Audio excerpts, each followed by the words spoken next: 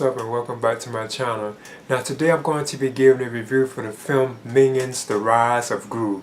Now this is a sequel and spin-off and prequel to Minions, and this is also the fifth film in the Despicable Me franchise. Now I must admit I only seen the third Despicable Me, and then I decided to check this one out because it's kind of like a prequel to the entire series, because it's focusing on like a young version of Gru and why he decided to become like a super villain and the things he had to do to become a super villain. Now this is directed by Kyle Balder, and it does have Steve Carell reprising his voice as Gru, or his role as Gru. He provides the voice as Gru.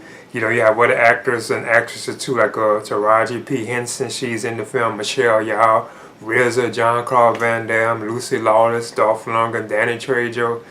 You know, it's tons of people that provide voices, like Alan Arkin, to all these various different characters throughout the film. Now I must admit, it was like pretty entertaining, but it was like a lot of times where I feel like it just didn't really take off. But I still thought it was a pretty solid and entertaining, like a funny film. Now the film does open, and you can tell it's like a period piece. It's like set like in the 70s, like as well. So we get to see like the things that were going on with Gru as when he's like a kid, like he's in school and everything. And it's just like this super villain group known as the Vicious Six. And Gru wants to become a part of, or a member of this particular group. And like to do this, you know, he actually has to commit like this crime. Where at first they didn't want him to join the group, but he actually stole like this gem that can give people like powers. Like it was like this green gem that they found like in some kind of like place.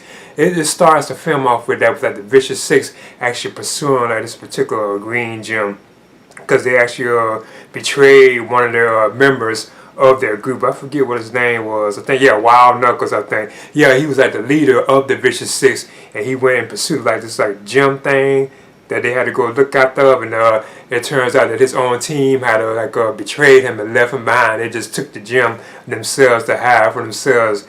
And then you have Taraji P. Henson. She plays when she provides the voice of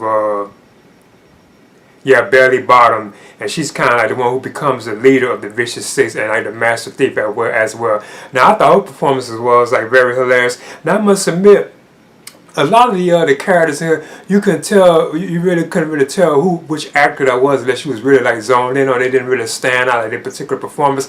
But overall, like once Gru like actually tries to join like the Vicious Six, because that's what he wants to do.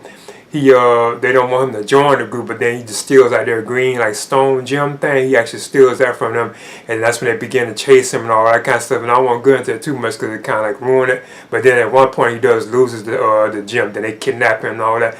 Like I said, I don't want to touch it. It's like it's kind of all over the place. But I still thought it was kind of entertaining. It was kind of cool getting to see why he chose to be like a villain and all that. Well, he was already heart set on being like a super villain anyway from the get-go, you could tell.